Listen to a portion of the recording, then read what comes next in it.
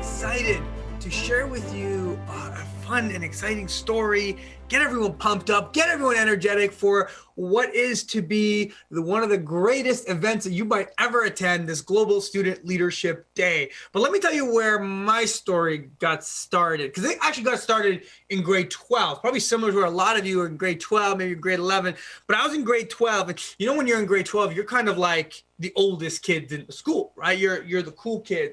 I remember walking around grade 12, strutting just like I'm the oldest kid. We're the ones in charge now. It was grade 12 and it was in late September, and I was going in for lunch. And when you're in grade 12 and you're sitting down for lunch, you sit in the exact same spot at the exact same place, right? So it was the exact same spot in the lunchroom, exact same place, exact same group of friends that I had, and we're sitting down having a good time. We're just sitting there, we're laughing, we're joking around, we're talking about what are you doing, what's going on for you, what classes are you taking? And there was this cute new girl in grade 12. You know what I'm talking about? So it was this cute new girl. I'm turning to my buddies and I'm like, yo, I'm going to talk to her. My buddy's like, don't do it, bro. You're too ugly. And we're just going back and forth. We're just trash talking each other. We're laughing. I'm like, maybe I'll go talk to her, maybe not. And then my phone rings. I had an LG Slide at the time. I don't know if you remember those. I had an LG Slide at the time. I grabbed the LG Slide phone. I said, guys, I need to take this phone call. I stepped aside. I picked up the phone, and it was one of my good friends, Mo. One of my good friends, Mohammed. I picked up the phone. I said, Mo, hey, what's up? What's going on? He said, Fahd, what are you up to? I was like, yo, I'm just having lunch with my little Gucci gang here, my group of boys. We're having a good time. He's like, Fahd, I want to ask you a question. I said, all right, shoot, Mo, go ahead. He said, Fahd, do you remember the challenge our principal gave us? Do you remember the challenge? I was confused because Mo and I didn't go to the same high school.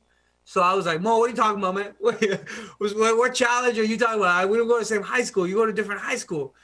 He said, no, Fahd. Do you remember the challenge our principal gave us in grade 8? During our grade 8 graduation. And it was like one of those moments, those flashback moments that happened to you, right? My mind just went to grade 8 graduation. I remember grade 8 graduation very vividly. I don't know if you remember grade 8 graduation or if some of you are going through grade 8 graduation, but mom and dad made grade 8 graduation into the most important day of your entire life. I remember we were so ready. I had one of my dad's suits on. It was this baggy suit. I had a fat tie that was on.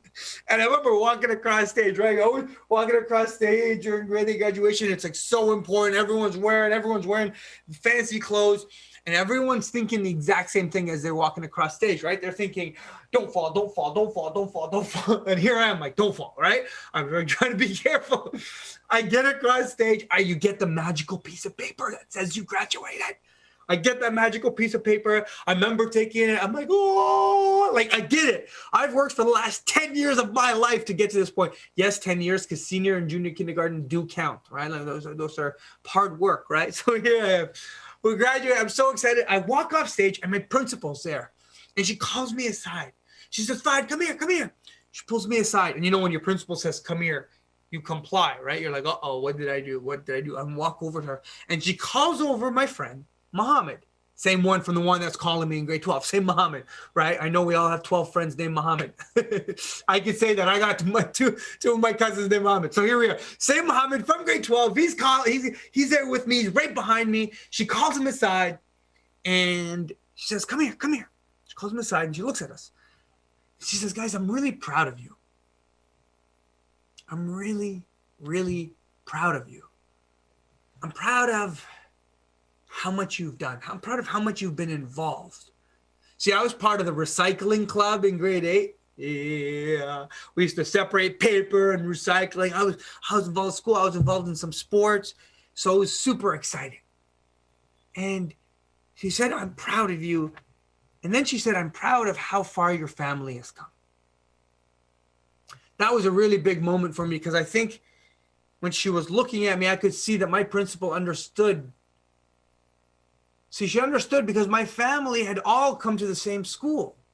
My brothers and sisters had all gone to the same schools. And she said, I understood how far your family's come. She understood our history. See, I come from a big family. I've got 3 brothers and 2 sisters. We're 6 kids.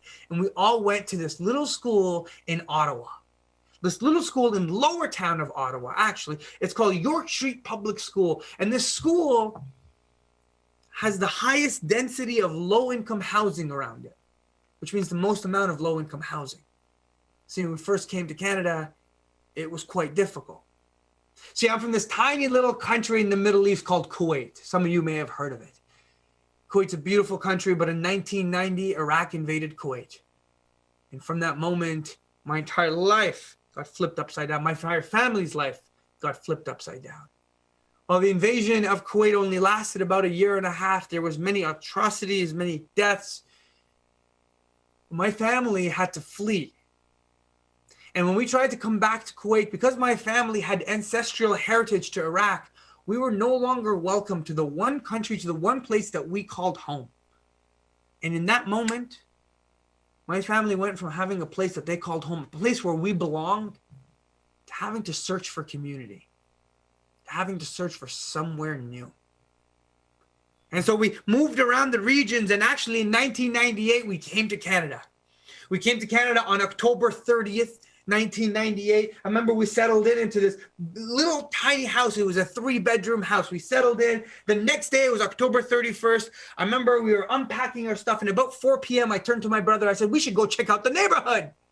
So we grab our little bags, me and my siblings all walking around, and all we see are little ghosts and goblins knocking on people's doors. It was Halloween. We had no idea it was Halloween. I turned to my brother, and I was like, oh my God, what country have we come to? My mom looked at my dad and said, what devil worship is this? We grew up in this tiny little house where we all shared bedrooms, and we had to turn the boiler room into a bedroom for my older brother just so we could fit. And so when my principal was there saying, Fahd, I'm proud of you, when she was looking at me and Muhammad saying, I'm proud of you, I knew that she understood what we had come through. I knew she understood the challenges and the triumphs. And then she changed things. She said, I'm proud of you, but. And I was like, whoa, when you hear but, you know, something's happening. She was like, but I want to challenge you. She said, I want to challenge you to come back to this community, to come back to Lower Science, come back to York Street Public School and help out, help the kids, help the families. And you know, when an adult speaks to us, we look at them and we go, uh-huh. We go, totally. My favorite, nice. Right? We look at them and we pretend like everything's okay. In the back of my mind, I'm 13. Are you crazy? I'm 13 years old. You want me to help out? What am I supposed to do? What can I do? I come from a broke family. I'm pretty sure it's up to rich families to give. And then I take it from them, right? Like that's how it works. But she wanted to challenge us to do something while we were in high school, to do something that could help the community. Now, we went on to high school. That was the moment. So when I'm on the phone in grade 12, during lunchtime with my little LG slide phone, when Muhammad called and he said, Fahd, do you remember the challenge our principal gave us? That's what he was referring to. That moment during grade 8 graduation. And I turn to Muhammad and I say, yeah, I was part of the recycling club here in high school too. And he said, Fahd, that's amazing. Amazing that you are. I said, Fahd, but I want to do something. I want to go back to that community and help out just like she challenged us. I said, well, Mo, I've done my 40 hours of volunteer work. Don't you think that's enough? Like, in Ontario here, we got to do 40 hours volunteer work and it's free labor. Like, what do you mean? He's like, no, Fahd, I got an idea. I want to start a camp for the kids in that lower town community. I want to help them out. And, you know, when your friend comes up with a crazy idea, you use their full name to show how serious you are. I was like, Muhammad Zaman, what parent in their right mind is going to give 2 17-year-old brown guys their kids? Nobody's going to give me their kids. Are you crazy? And if they do give me their kids, one of the kids is going to be on the monkey bars. Boom, he's going to break his arm. And we're going to get sued. Like, this is a horrible idea.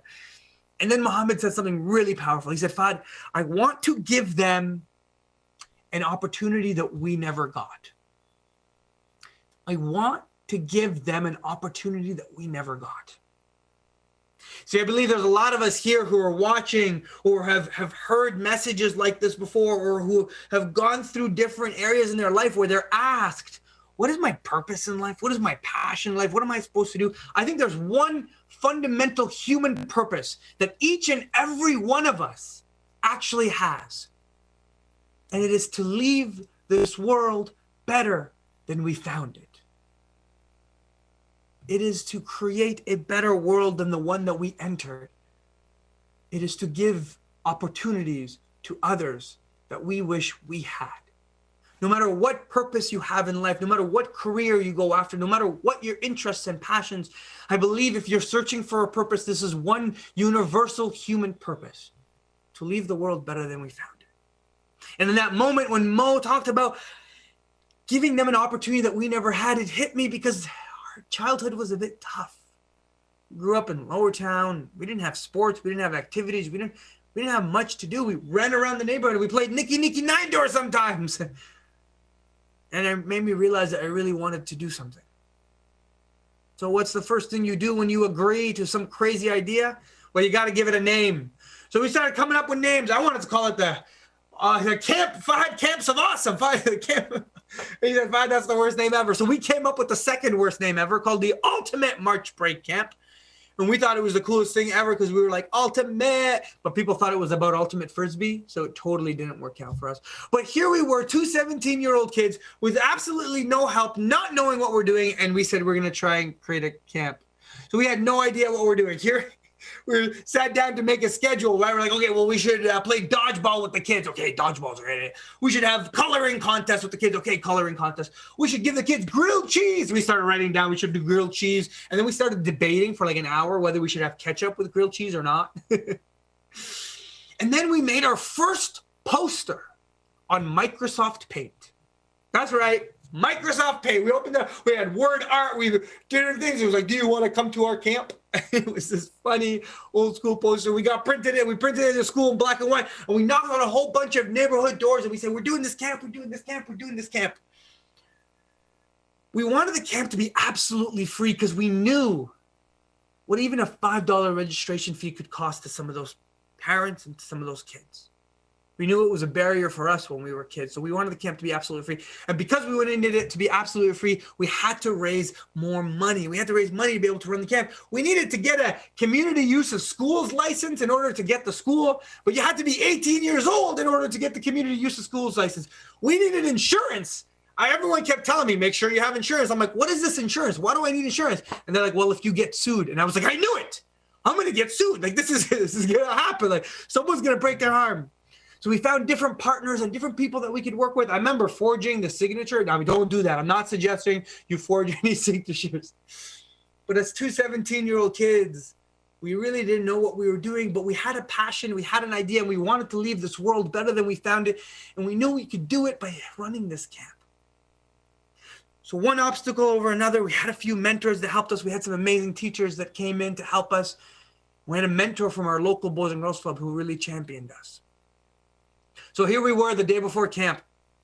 It was a Sunday before March break. We had gotten a lot of stuff organized, but I realized I might not have enough volunteers. So here I am picking up a phone, calling my friends.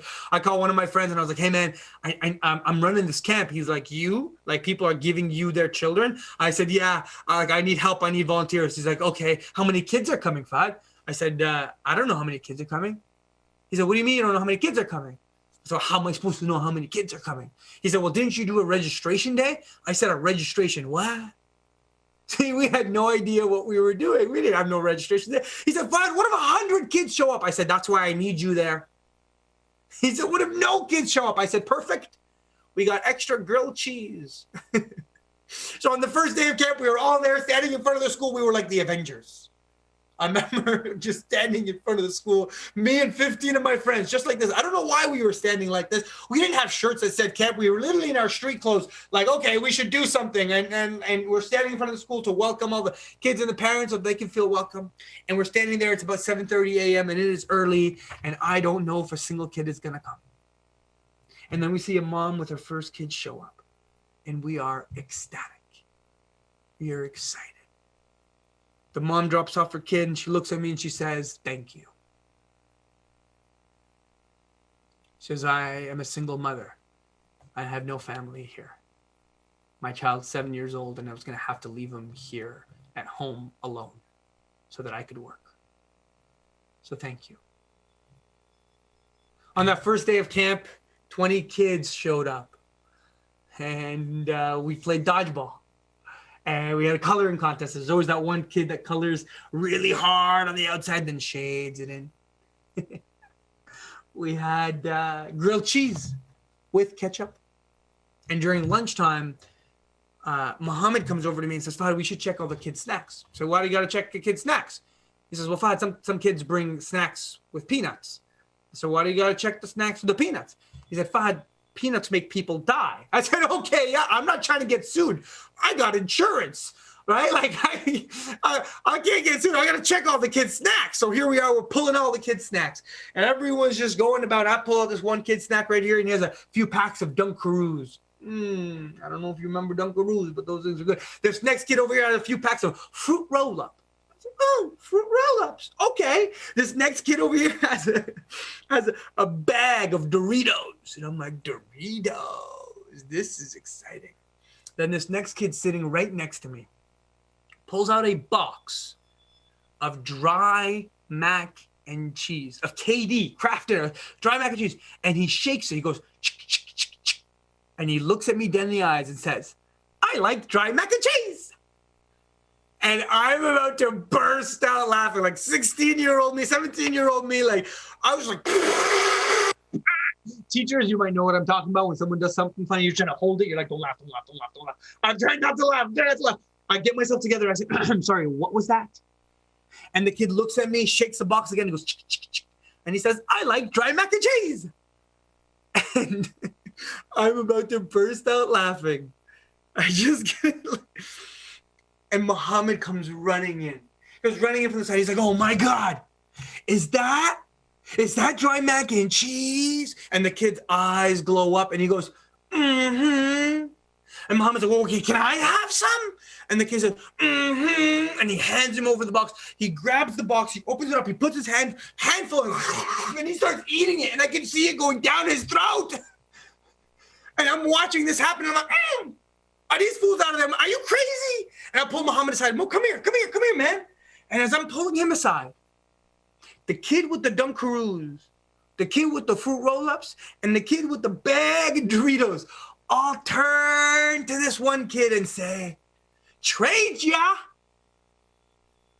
And the kids start trading. And I'm standing back here like, are you serious? The kids start trading and they pull out the bag of cheese, the powdered cheese, and they put it on the noodles.